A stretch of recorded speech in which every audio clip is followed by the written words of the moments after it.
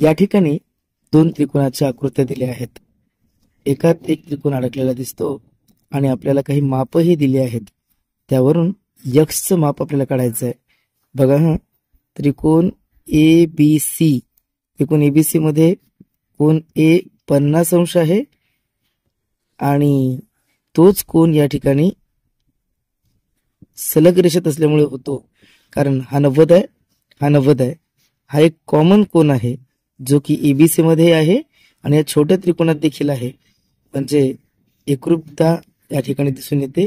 एकच कोण 90 अंश, त्यामुळे हा कोण या 50च्या बरोबरीत येतो. आता जर हा 50 आला असेल तर यक्स काय असणार आहे? रेषीय जोडीतील कोण, रेषीय जोडीतील कोण. मग यक्स काय असतं? यक्स अधिक 50 बरोबर 180 अंश. म्हणून यक्स बरोबर 180 वजा 50, यक्स बरोबर 130 अंश येतं. अशा पद्धतीने आपल्याला या आकृतीवरून आणि आकृतीतल्या माहितीवरून यक्सचं माप 130 अंश काढता येतं.